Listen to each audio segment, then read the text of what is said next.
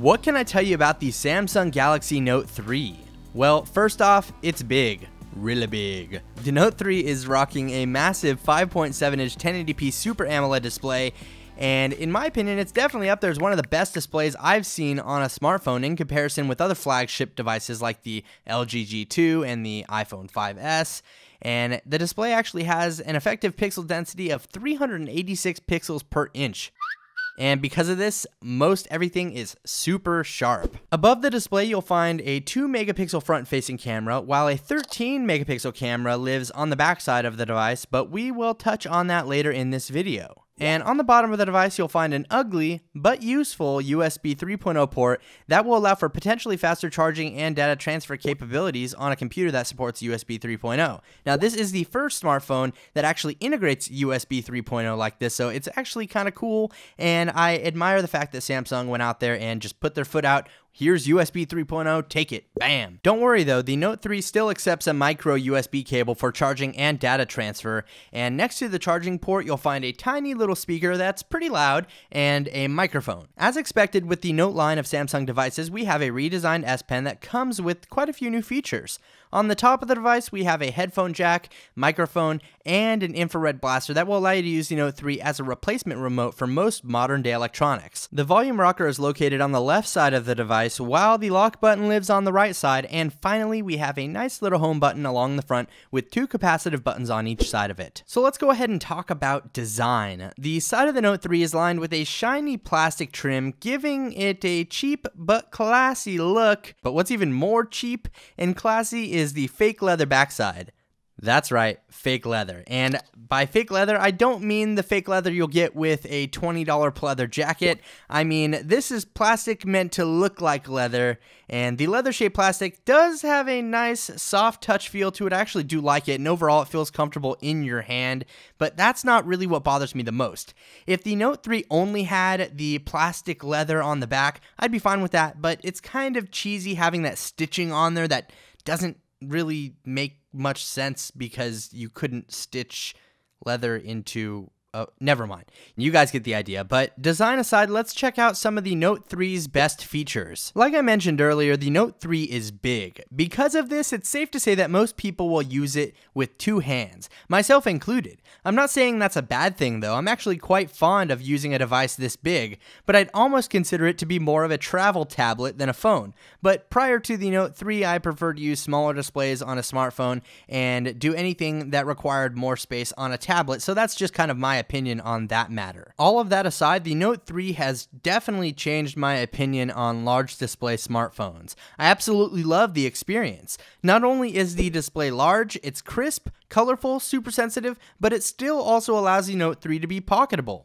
I think 5.7 inches may be the perfect size for a smartphone with a large display. The LTE version of the Galaxy Note 3 is packing Qualcomm's Snapdragon 800 quad-core processor clocked in at 2.3 GHz alongside 3 GB of RAM, and because of this, it's a performance beast. I was pleasantly surprised with the performance of the Samsung Galaxy Note 3. Samsung is known for cheating on benchmark tests, but if it means anything, this device ranks pretty high, and like I said, I'm not surprised with what it has inside, so just throw all the Geekbench scores and everything out of the window. When you try one, you'll definitely know how snappy this device is. To back up all of that processing power, the Note 3 has a 3200 mAh battery, and yet again, this was another pleasant surprise.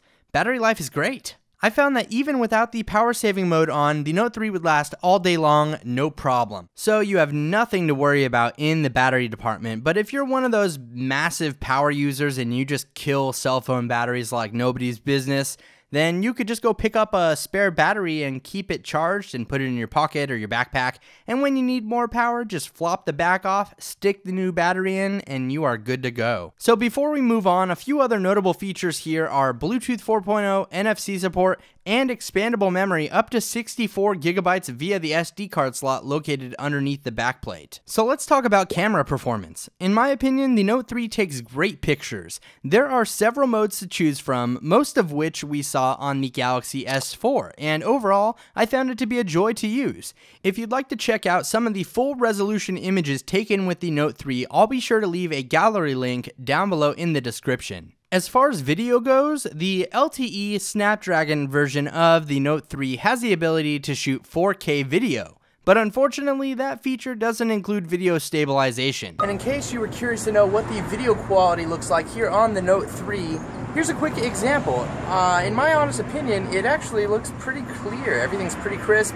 I really do enjoy video mode here on the Note 3. I don't really have much else to say about the camera. There's a ton of useful modes on the camera. The automatic mode works really well, and overall it just takes nice, crisp, and clean pictures in video up to 4K resolution. But like I mentioned before, you don't get the video stabilization with the 4K recording. So if you want to have stabilized video, you're going to have to record at 1080p or lower. So let's talk about one of the more notable features here with the Galaxy Note 3, which is the S Pen. I've covered most of the S Pen features in separate videos, so I won't get into too many specifics in this review, but to be honest, most of the time I forgot the S Pen was even there. It's not that I don't enjoy the features that it provides, I just haven't gotten used to having a stylus there on a smartphone. It's just a new realm for me. Now, all of these new S Pen features are accessible via a new menu called Air Command. So it lays them all out here.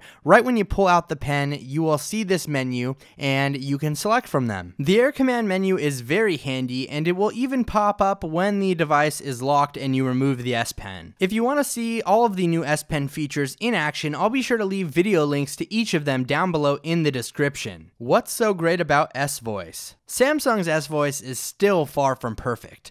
Like the Galaxy S4, S Voice allows you to wake up the device by saying, "Hi Galaxy,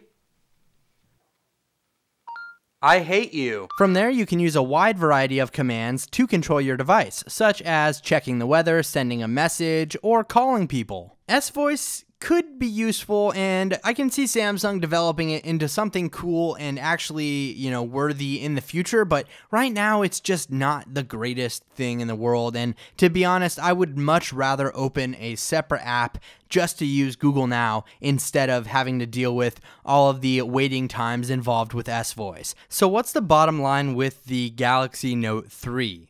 Well, if you're a fan of beautiful and large smartphone displays, the Note 3 will not disappoint. Currently, the Note 3 is available on contract for around $299, and I'll be sure to drop links down below in the description in case you want to go check it out. But let me know what you think about the Galaxy Note 3 down in the comments section below, and leave this video a thumbs up if you enjoyed it. Thanks again for watching, everybody. This is Dom, and have a great day.